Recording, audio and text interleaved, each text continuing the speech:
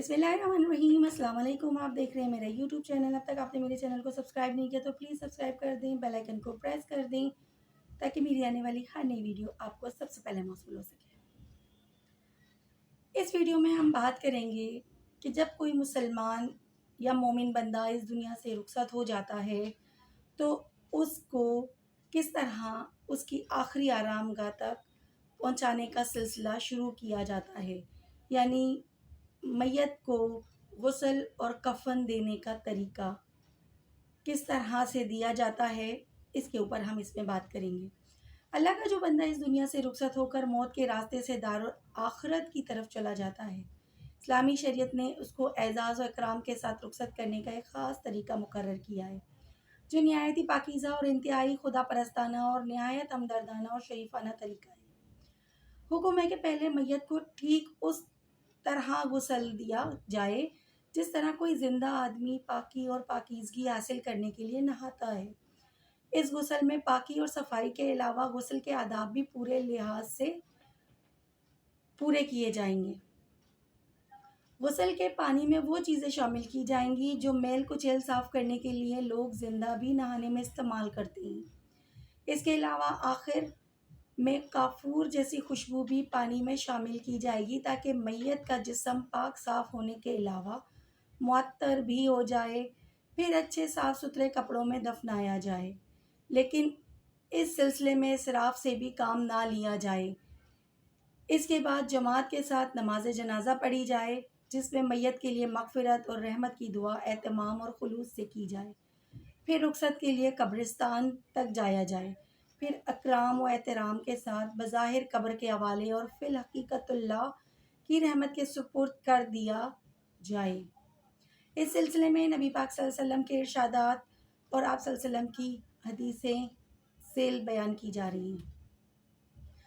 حضرت ام عطیہ انصاری رضی اللہ عنہا سے روایت ہے، رسول اکرم صلی اللہ علیہ وسلم کی ایک فوت شدہ صاحبزادی کو ہم غسل دے رہے تھے۔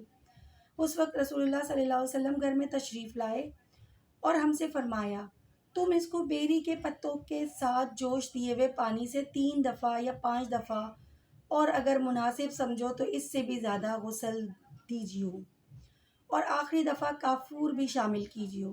پھر جب تم غسل دے چکو تو مجھے خبر دیجیو۔ ام عطیہ کہتی ہیں کہ جب ہم غسل دے کر فارغ ہو گئے تو ہم نے آپ صلی اللہ علیہ وسلم کو اطلاع دے دی، تو آپ صلی اللہ علیہ وسلم نے اپنا تہبند ہماری طرف پھینک دیا اور فرمایا کہ سب سے پہلے یہ اسے پہنا دو۔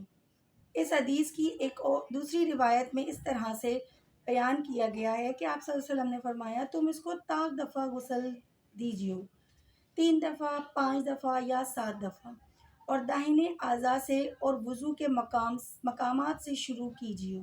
صحیح بخاری و صحیح مسلم۔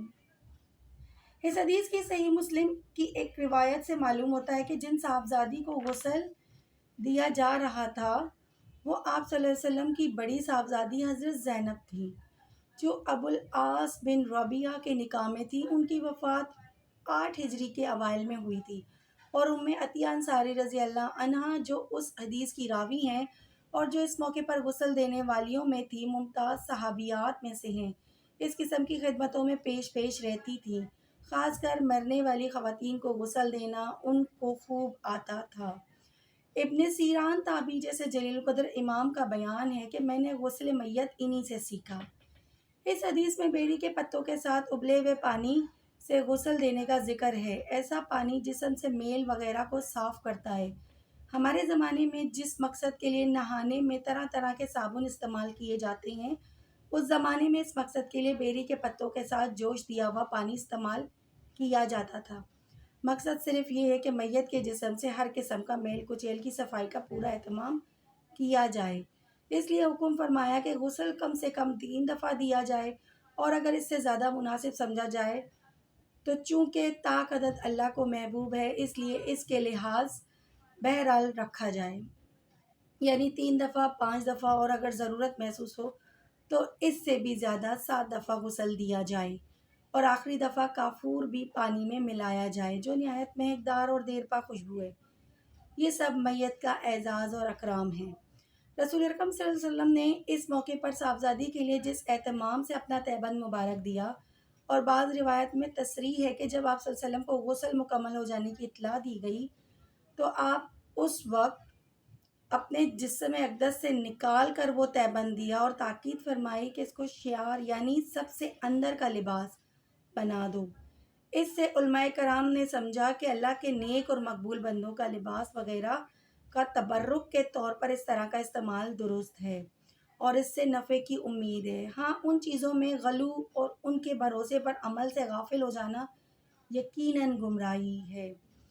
اس روایت سے یہ پتہ چلتا ہے کہ ان صاحبزادی کو کیسے کپڑوں میں کفنایا گیا، لیکن حافظ ابن الحجر نے فتح الباری میں جو زکی کی تحریک سے حضرت ام عطیہ نے اس حدیث کے سلسلے میں یہ اضافہ نقل کیا ہے، انہوں نے فرمایا ہم نے ان صاحبزادی کو 5 کپڑوں میں کفنایا اور خمار اوڑھنی بھی اڑائی جس طرح زندوں کو اڑائی جاتی ہے۔ اسی بنا پر عورتوں کے لیے کفن میں 5 کپڑے ہی مسنون کہے گئے ہیں۔ اللہ تعالیٰ سے دعا ہے کہ اللہ تعالیٰ تمام مسلمانوں کو بہترین کفن کے ساتھ ساتھ بہترین قسم کا اجر بھی عطا کرے۔ یہ صرف اس طرح ممکن نہیں ہو سکتا کہ ہم کسی بہت زیادہ متقی پرہیزگار بندے کی کوئی بھی چیز اپنے لیے استعمال کے لیے رکھ لیں، کوئی چادر وغیرہ، تو ہم بخش دیے جائیں گے، ایسا بالکل نہیں ہے۔ نبی پاک صلی اللہ علیہ وآلہ وسلم کا تہبند اس لیے نہیں تھا کہ وہ اس کی وجہ سے بخشی جائیں گی، وہ اس لیے تھا کیونکہ وہ ان کی صاحبزادی تھی اور وہ چاہتے تھے کہ وہ اپنی کوئی چیز اپنی صاحبزادی کو دیں جو کہ ان کا لباس کے طور پر استعمال ہو۔ اپنی خاص دعاؤں میں مجھے بھی یاد رکھیے گا۔ اللہ حافظ۔